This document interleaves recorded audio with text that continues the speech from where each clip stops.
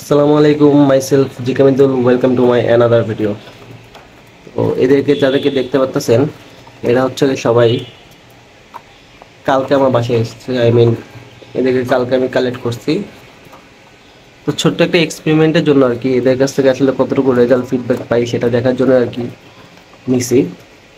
তো কালকে যেহেতু আমি এদেরকে আনতে আনতে সন্ধ্যা হয়ে গেছে, বিকাল বিকাল বা সন্ধ্যা হয়ে গেছে, আর কালকে একটু আবহাওয়াটা খারাপ ছিল, তাই কালকে ভিডিওটা করতে পারিনি ভালো মতন। তো ওদেরকে কিনতে যাওয়ার কিছু ফুটেজ আপনাদেরকে দেখাই চলেন। তো আবহাওয়াটা ছিল আসলে খুবই খারাপ, মানে বৃষ্টি হচ্ছিল অনেক, কিন্তু তারপরে ওই সময়টা বৃষ্টি কমে গেছিলো। তো আমি গেছিলাম হচ্ছে কি ঢাকা নিমতলি।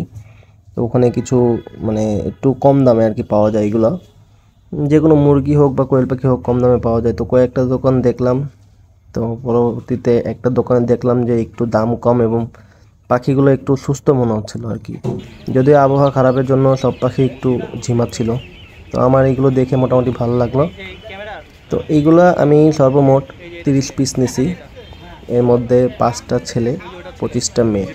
যদিও আমি এখন ডিম বাচ্চা করার কোনো ইচ্ছা নাই বা ওরকম কোনো পরিকল্পনা নাই, সেক্ষেত্রে ছেলে আমি না নিলেও পারতাম, বাট তারপরও ছেলে নিছি, কারণ আবার কিনতে আসবো, দরকার কি।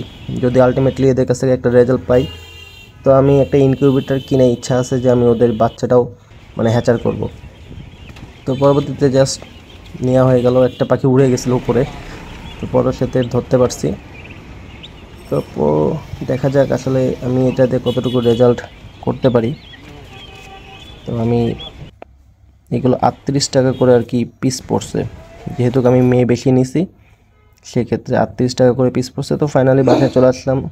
তো আমার পাখি যেহেতু আগের কবুতরের খাঁচা ছিল এটা, তো এই গুণাটা বেঁধে নিতে হচ্ছে, কারণ না হলে পাখি বের হয়ে যেতে পারতো।